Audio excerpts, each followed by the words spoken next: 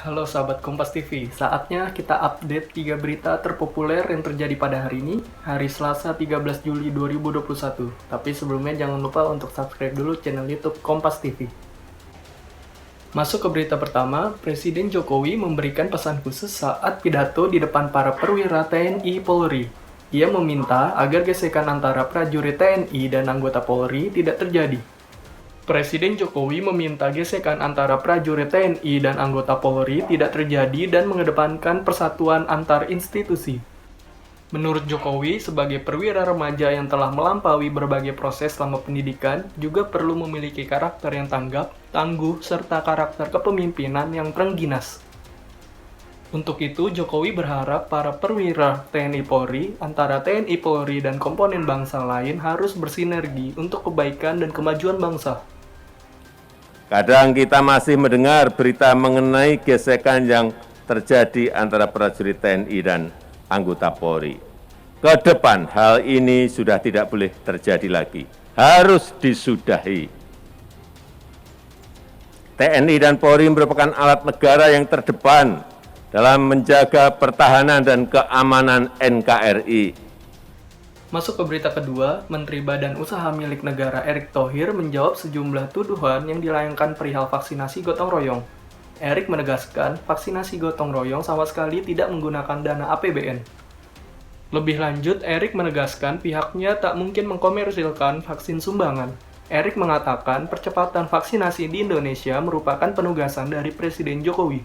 Masya Allah, saya rasa saya dan tim saya bukan dari bagian seperti itulah. Ya, kita nggak mungkin vaksin sumbangan dikomersialisasikan. Masya Allah. Ya, mohon maaf, Masya Allah. Gitu. Ya.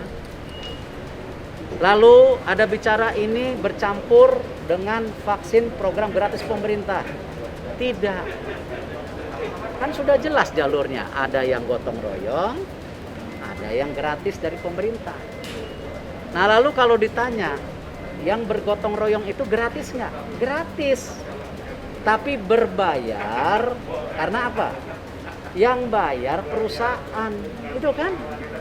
Jadi bukannya tadi para pegawainya ya itu suruh bayar. Dibayar oleh perusahaan, diberikan gratis kepada pegawai. Nah itu. Masuk ke berita terakhir, Kepolisian Daerah Jawa Barat menetapkan 4 orang tersangka kericuhan di depan Kejaksaan Negeri Tasikmalaya. Sebelumnya, polisi menangkap 42 orang terduga pelaku kericuhan. 42 orang sebelumnya ditangkap karena melakukan perusakan 3 unit kendaraan milik polisi dan kantor Kejaksaan Negeri Tasikmalaya saat menuntut pembebasan Rizik Syihab pada Senin siang kemarin. Dari puluhan orang yang ditangkap, 22 orang diantaranya masih remaja. Setelah melakukan pemeriksaan, polisi akhirnya menetapkan 4 orang tersangka.